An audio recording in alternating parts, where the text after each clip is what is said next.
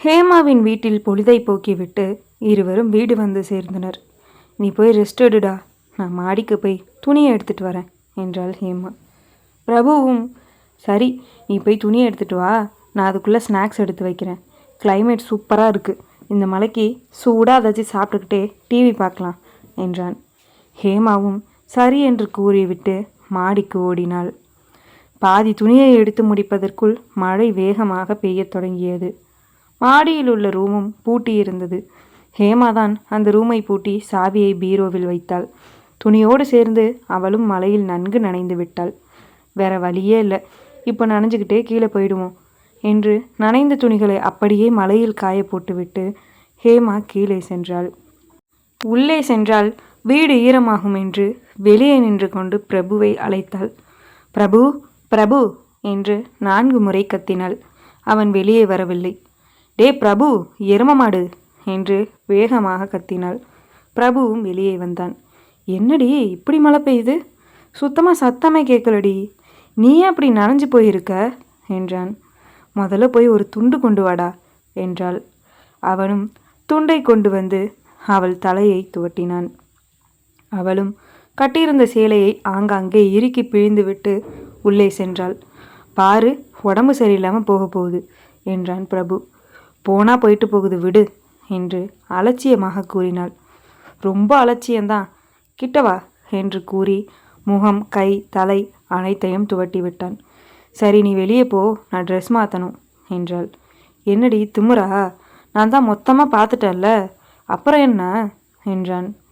நீ இருட்டில் தானே பார்த்த, அப்போ ஒன்றும் தெரிஞ்சிருக்காது, இப்போ எல்லாம் தெரியும், நீ வெளியே போ என்றாள். அதெல்லாம் முடியாது, நான் இங்கே தான் இருப்பேன் என்று அடம் பிடித்தான் பிரபு. டேய், எனக்கு ரொம்ப குளிருது, நீ வெளியே போனால் நான் கொஞ்சம் ட்ரெஸ் மாற்றிப்பேன் என்று கெஞ்சினாள். அவனும் சரி, உனக்கு நைட்டு வச்சுக்கிறேன் கச்சேரி என்று வெளியே சென்றான். ஹேமாவும் உடையை மாற்றிக்கொண்டு வெளியே வந்தாள். சரி வா, டிவி பார்க்கலாம் என்றான் பிரபு. நான் ரூம்லேயே இருக்கேன், நீ போய் எடுத்து வச்ச ஸ்நாக்ஸை எடுத்துட்டு வா என்றாள் அவள். பிரபுவும் இரு வரேன் என்று சமையல் அறைக்கு சென்றான். இருந்த தின்பண்டத்தை எல்லாம் எடுத்துக்கொண்டு ரூமிற்கு சென்றான். ஹேமா டிவியை போட்டு வைத்திருந்தாள். பிரபுவும் வந்து மெத்தையில் அமர்ந்தான். ஏய், உனக்காக தான் ஸ்நாக்ஸ் கொண்டு வந்தேன், இதன்னு கேட்ட, அப்புறம் ஏன் சாப்பிடாம இருக்க, எடுத்து சாப்பிட்றி என்றான். இல்லடா, எனக்கு என்னமோ மாதிரி இருக்கு என்றாள் ஹேமா. என்னடி ஆச்சு உனக்கு, நல்லா தானே இருந்த என்றான். ஆமாண்டா, மழையில் நனைஞ்சது ஒத்துக்கலை போல, ஜுரம் அடிக்க போகுதுன்னு நினைக்கிறேன் என்றாள் அவள். ஏய், என்னடி பயமுறுத்துற என்று அவள் கழுத்தில் கை வைத்து பார்த்தான். ஏய், இப்போ தாண்டி சுட தொடங்கியிருக்கு, நல்லா ஜுரம் வரப்போகுதுன்னு நினைக்கிறேன், வாடி உடனே ஹாஸ்பிட்டல் போகலாம் என்றான் பிரபு. இந்த மலையில் எங்கே போகிறது, பேசாமல் இரு என்றாள் ஹேமா. சரி, நான் ஃபேமிலி டாக்டருக்கு ஃபோன் பண்ணுறேன், அவர் வரலைன்னா வேறு ஏதாவது டாக்டர் வருவாங்களான்னு கேட்டு பார்க்குறேன் என்று ஃபோனை எடுத்து கொண்டு சென்றான். நீண்ட நேரம் வெளியே நின்று பேசி கொண்டிருந்தான்.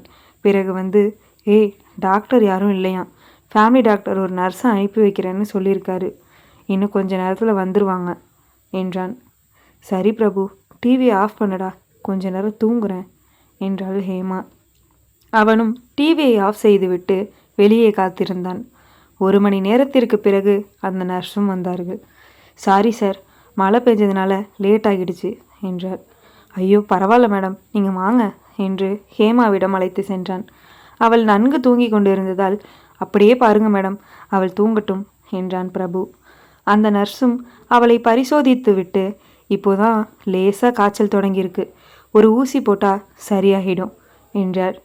சரி, அப்படியே போட்டு விடுங்க என்றான் பிரபு. அந்த பெண்ணும் ஊசியை போட்டு விட்டாள். ஹேமா அசையவே இல்லை. உடல் சோர்வில் நன்கு தூங்கி கொண்டிருந்தாள். சரிங்க சார், நான் கிளம்புறேன், 1 மணி நேரத்தில் காய்ச்சல் குறைஞ்சிடும் என்று சொல்லிவிட்டு அந்த பெண்ணும் கிளம்பினாள்.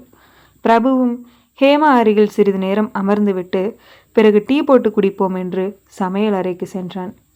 கையில் டீயை போட்டுக்கொண்டு ரூமிற்கு சென்றான். ஹேமா முழித்தபடி படுத்திருந்தாள். ஏய், எந்திரிச்சிட்டியா, உடம்பு இப்போ எப்படி இருக்கு, ஏன் இவ்வளோ மழையிலையும் உனக்கு வேர்த்து போயிருக்கு என்று துண்டை எடுத்து துடைத்து விட்டான்.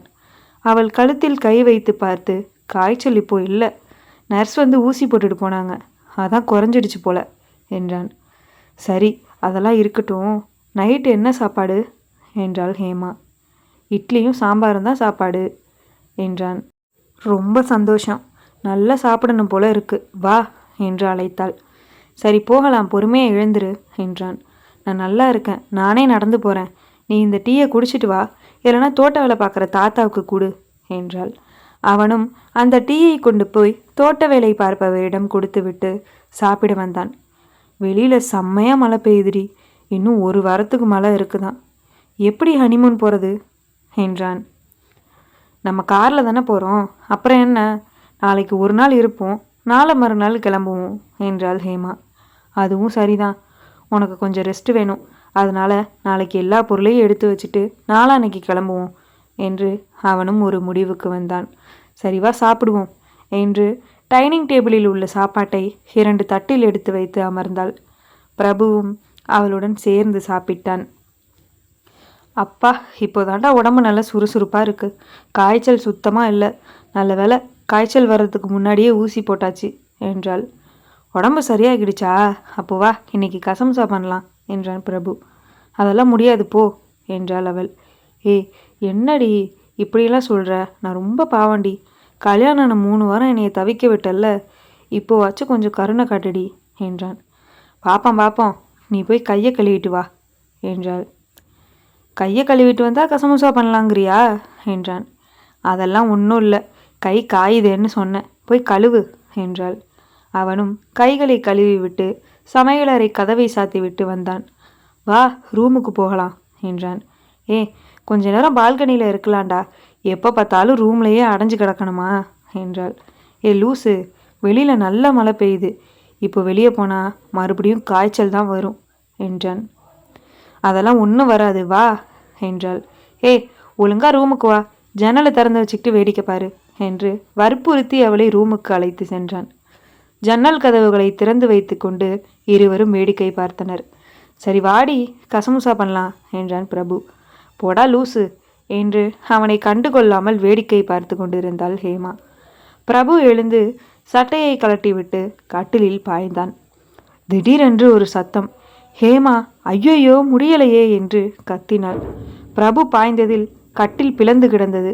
கட்டிலில் அமர்ந்திருந்த ஹேமா கீழே விழுந்திருப்பாள் போல. இடுப்பை பிடித்து கொண்டே எழுந்தாள். ஆனால் பிரபுவை காணவில்லை. பிரபு எங்க இருக்க என்று தேடினாள். இங்கே தான் இருக்கேன் என்று மெல்லமாக சத்தம் கேட்டது. எங்கே இருக்கிறான் என்று பிளந்த கட்டிலுக்கு அடியில் பார்த்தாள் ஹேமா. இடுப்பு சுளுக்கு பிடித்து எழுந்திருக்க முடியாமல் படுத்து கிடந்தான் பிரபு. அதை பார்த்த ஹேமாவுக்கு குபீர் என்று சிரிப்பு வந்துவிட்டது. சிரிப்பை அடக்க முடியாமல் வயிற்றை பிடித்து கொண்டு சிரித்தாள். அடி பாவி சண்டாளி, புருஷன் உளுந்து கிடக்க நீ சிரிக்கிறியா, வந்து தூக்குடி என்று கதறினான். அவளும் தேவையா உனக்கு, ஒழுங்கா இருக்க முடியலையா என்று திட்டிக்கொண்டே மெல்லமாக தூக்கி பிரபு வாங்கி போட்ட புது கட்டிலில் படுக்க வைத்தாள். அவசரத்துக்கு இந்த கட்டில் தான் உதவி இருக்கு, இதிலேயே தூங்குவோம் என்றாள் ஹேமா. நீ தூங்குறதெல்லாம் இருக்கட்டும், முதல்ல என்னோட இடுப்பை சரி பண்ணு என்றான். என்னடா பண்ணணும் சொல்லு, எனக்கு தெரியாது என்றாள். தைலத்தை எடுத்து நீவி விடுடி என்றான். அவளும் தைலத்தை எடுத்து சிரித்து கொண்டே நீவி விட்டாள்.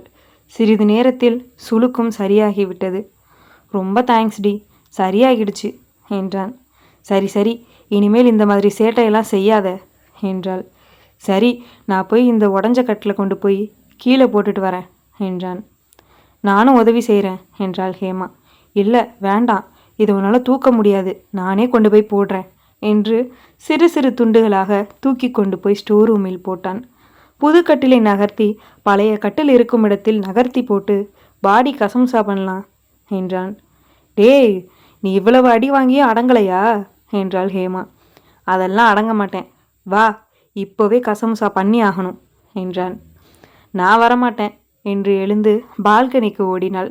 துரத்தி கொண்டு வந்த பிரபு அவளை பால்கனியில் வைத்து மடக்கி பிடித்தான். ஃப்ரீஹாரில் செம்மையாக இருக்க என்றான். ஏண்டா இவ்வளவு நேரம் அப்படி தான் இருந்தேன், இப்போ வந்து ஐஸ் வைக்கிறியா என்றாள் அவள். நிஜமாக தாண்டி சொல்கிறேன், ரொம்ப அழகா இருக்க என்று முன்னே வந்து விழுந்த முடியை காதோரத்தில் ஒதுக்கி விட்டான். கிளைமேட் ரொம்ப சூப்பராக இருக்குது, இப்படியே தினமும் மழை பெஞ்சா நல்லா இருக்கும் என்றாள் ஹேமா. இருக்கும் இருக்கும், ஏன் இருக்காது என்று அவள் கைகளோடு கைகளை கோர்த்தான். அவன் கை சூட்டில் சிலிர்த்து போனாள் ஹேமா. என்னடி குளிருதா என்றான். அவளும் ம் என்று தலையை ஆட்டினாள். சரி, ஒரு முத்தம் கொடு, சரியாயிடும் என்றான். ஹேமாவும் அவன் அருகில் சென்று கழுத்தில் முத்தமிட்டாள். கூச்சம் தாங்காமல் அவள் இடுப்பை அழுத்தினான். டே, வலிக்குது என்றாள் அவள். வலிச்சா தாங்கிக்கோ என்று அவளை இறுக்கி முத்தமிட்டான். மலை சாரலின் குளிர் தாங்காமல் அவனை இறுக்கி கட்டி கொண்டாள். இப்படி பாசமாக இருந்தால் எவ்வளோ நல்லா இருக்கு. எப்போ பார்த்தாலும் தள்ளி தள்ளி போகிற, இப்போ மட்டும் பக்கத்தில் வர. மாமா மேலே அவ்வளோ ஆசையா என்றான் பிரபு. ஆசையும் இல்லை, ஒரு மண்ணங்கட்டியும் இல்லை, ரொம்ப குளிர்ச்சி, அதான் கட்டி பிடிச்சேன் என்றாள். ஏண்டி சும்மா சும்மா மாமா மேலே கோவப்படுற? மாமா பாவம் தானே. இனிமேல் வா கசமுசா பண்ணலான்னு கூப்பிட்டா உடனே வரணும், சரியா என்றான். வருவாங்க வருவாங்க, நீ தினமும் கூப்பிடுவ, நான் வரணுமா என்றாள். ஆமாம், புருஷன் ஆசையாக கூப்பிட்டா வந்து தான் ஆகணும். மாமா பாவம் இல்லை, ஏங்கி போயிடுவேண்டி என்றான். ஆமாம் ஆமாம், மாமா ரொம்ப பாவம்தான் என்றாள். பாவம்னு தெரியுதுல, அப்போ வா என்று முந்தானையை இழுத்தான். ஏ, ரொம்ப குறும்பு பண்ணுறடா நீ என்று சொல்லிக்கொண்டே பின்னே நகர்ந்தாள். அவள் நகர நகர அவளை நெருங்கி சென்றான் பிரபு. இறுதியாக நகர்ந்து நகர்ந்து சுவற்றில் சாய்ந்து விட்டாள். எப்படி மாட்டின பத்தியா, ஒழுங்கா வா என்று தூக்கி கொண்டு ரூமிற்கு சென்றான். அவளும் வெட்கம் தாங்க முடியாமல் முகத்தை மூடிக்கொண்டாள். அவ்வளவு சீக்கிரம் தொடமாட்டேன், பயப்படாத. கணவன் மனைவி உறவுக்குள்ள 2 பேரும் சந்தோஷமாக இருக்கணும், அதுதான் 2 பேருக்கும் நல்லது. இல்லைனா தேவையில்லாத மனஸ்தாபந்தான் வரும். அதனால் உனக்கு என்ன பிடிக்கும்னு சொல்லு, நான் அதே போல் நடந்துக்கிறேன் என்றான். அதெல்லாம் ஒன்றும் இல்லை பிரபு, நான் என்றைக்கும் உன்னை கஷ்டப்படுத்த மாட்டேன். உனக்கு எது பிடிக்குமோ அதுபடியே நீ நடந்துக்க, எனக்கு எந்த பிரச்சனையும் இல்லை என்றாள் அவள். இப்படி சொன்னால் எப்படி? எல்லா பொண்ணுங்களுக்கும் ஒவ்வொரு ஆசை இருக்கும். நான் தப்பாக நினைக்க மாட்டேன், நீ தைரியமாக சொல்லு. மனசு விட்டு சொன்னாதான் உனக்கு என்ன பிடிக்கும்னு எனக்கு தெரியும், இல்லைன்னா எப்படி தெரியும் என்றான். ஆனால் ஹேமாவுக்கு கொஞ்சம் வெட்கமாக இருந்தது. இதுக்கெல்லாம் வெட்கப்பட்டா எப்படி? நீ என் கூட தான் சாகிற வரைக்கும் இருக்க போகிற. அப்போ உனக்கு என்ன பிடிக்கும்னு எனக்கு தெரிஞ்சால் தானே உன்னை நான் சந்தோஷமாக வச்சுக்க முடியும். உனக்கு என்ன பிடிக்கும்னு கூட சொல்ல வேண்டாம், நம்ம ஒன்றா இருந்தோம்ல, அப்போ உனக்கு என்ன பிடிச்சிருந்துச்சு அதையாவது சொல்லு என்றான். அவளும் வெட்கப்பட்டு கொண்டே, நீ முத்தம் கொடுத்தது தான் எனக்கு பிடிச்சிருந்துச்சு, அந்த முதல் முத்தம் என்னால் மறக்கவே முடியாது என்றாள். என்னடி வெறும் முத்தம் மட்டும்தான் பிடிச்சிருக்குன்னு சொல்கிற? வேறு எதுவும் பிடிக்கலையா? இது வரைக்கும் நம்ம ஒரு தடவை தானே ஒன்றா இருந்திருக்கோம், அதான் உனக்கு சொல்ல தெரியலன்னு நினைக்கிறேன். உனக்கு ஏதாவது பிடிச்சிருந்தா சொல்லிடு, நான் உனக்கு பிடிச்ச மாதிரியே நடந்துக்கிறேன் என்றான். அவளும் சிரித்து கொண்டே சரி என்று தலையசைத்தாள். சரி, இங்கே வா என்று அவளை மடியில் அமர வைத்து கொண்டான். என்ன, ஏசி போடாமலே ஜில்லுன்னு இருக்கா என்றான். அவளும் ஆமாம், இன்னும் கொஞ்ச நாள் தான் இருக்கும், அப்புறம் வெயில் வந்துடும். என்னமோ அதிசயமாக வெயில் காலத்தில் மழை பெய்யுது, இப்படியே இருந்தால் நல்லா இருக்கும் என்றாள். ஏய் லூஸு, நம்ம தான் ஊட்டி போகிறோம்ல, அங்கே சூப்பராக இருக்கும், நம்ம அங்கே எவ்வளோ நாள் வேணாலும் இருக்கலாம், உன்னோட இஷ்டம்தான் என்றான். அதெல்லாம் வேண்டாம், நீ சொன்ன மாதிரி 1 வாரம் இல்லைனா 10 நாளில் வந்துடலாம் என்றாள். சரி சரி, அப்புறம் உன்னோட இஷ்டம் என்றான். சரி சரி, மடியில் வச்சுக்கிட்டது போதும், இறக்கி விடு என்றாள். என்னோட பொண்டாட்டியே நான் வச்சுக்கிறேன், இதில் என்ன இருக்கு என்று இடுப்பில் கை வைத்தான். ஏய் திருட்டு பூனை, நீ என்ன பண்ணுவேன்னு எனக்கு நல்லா தெரியும், விடுடா என்றாள். என்னடி ஆசையாக வந்தால் மோசம் பண்ணுற என்று அவள் கழுத்தில் முத்தமிட்டு கட்டி அணைத்தான். அவளும் நாணத்தை கட்டுப்படுத்த முடியாமல் அவன் தலையை கோதி முத்தமிடத் தொடங்கினாள். அவனும் மெய்மறந்து முத்தமிட்டான். கழுத்து, மார்பு என்று ஒவ்வொரு இடமாக முத்தம் கொடுத்து கொண்டே இருந்தாள். என்னடி நீயே கொடுக்குற என்றான் பிரபு. இல்லடா, ஆசையாக இருந்துச்சு, அதான். நீயும் என்கிட்ட இதெல்லாம் எதிர்பார்ப்பில்ல, அதான் நானே கொடுத்துட்டேன் என்றாள். அவனும் சிரித்து கொண்டே சரி சரி வா ஆரம்பிப்போம் என்று அவள் சேலையை அவிழ்த்து விட்டான். அவளும் அவனுடைய சட்டை பட்டனை கலட்டினாள். மெல்ல மெல்ல அவள் உடம்பின் அனைத்து பகுதியிலும் முத்தமிட்டு அவள் நாணத்தை தூண்டினான். அவளும் அவன் செய்த சேட்டையில் மயங்கி போனாள். குளிரின் நடுக்கத்தில் இருவரும் தங்கள் உடல் சூட்டை பரிமாறிக்கொண்டு தாகத்தை தீர்த்து கொண்டனர். எல்லாம் நடந்து முடிந்த பிறகு லைட்டை போட்டான் பிரபு. ஹேமா வெட்கத்தில் லைட்டை ஆஃப் பண்ணடா என்று கூச்சலிட்டாள். என்னடி வெக்கமாக இருக்கா என்றான். அவளும் ஆமாம், சரியாக இன்னும் கொஞ்ச நாள் ஆகும் என்றாள். அதெல்லாம் ஒன்றும் இல்லை, மறுபடியும் கசம்சா பண்ணால் சரியாக போயிடும் என்றான். சி போடா என்றாள் வெட்கத்துடன்.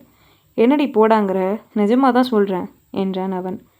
டேய், உனக்கு அசதியா இல்லையா என்றாள். எனக்கு அசதியெல்லாம் இல்லை, உனக்கு அசதியாக இருந்தால் சொல்லு, நம்ம நாளைக்கு வச்சுக்கலாம் என்றான். இல்லை இல்லை, உனக்கு ஓகேனா எனக்கும் ஓகே தான், அசதியெல்லாம் எதுவும் இல்லை, உனக்கு ஆசையாக இருந்தால் சொல்லு, நான் வரேன் என்றாள். பரவாயில்லையே, புருஷனை புரிஞ்சு நடந்துக்கிறியே, இப்படி தான் சமத்து பிள்ளையாக இருக்கணும் என்றான். அப்படி இல்லைடா, நமக்கு ஒருத்தரை பிடிச்சி போயிடுச்சுன்னா அவங்களுக்காக என்ன வேணாலும் பண்ணணும்னு தோணும். எனக்கும் அப்படி தான், உன்னை ரொம்ப பிடிக்கும், உனக்காக என்ன வேணாலும் செய்வேன் என்றாள். இதை கேட்ட அவன் சிரித்து கொண்டே அவளை கட்டி அணைத்தான். சரி சரி, ட்ரெஸ் வேற போடலை, அப்படியே கட்டி பிடிக்காத, கூச்சமாக இருக்கு என்றாள். அப்படி தான் பிடிப்பேன் என்று அவளை கட்டி அணைத்து முத்தமிட்டு மீண்டும் அவளோடு கலவியில் ஈடுபட்டான். இருவரும் ஒருவருக்கொருவர் அன்பை பரிமாறிக்கொண்டு மனதில் இருப்பதை வெளிப்படையாக பேசிக்கொண்டனர். உடல் களைப்பில் தங்களை மறந்து இருவரும் தூங்கினர். பாகம் 11 சந்திப்போம். நன்றி.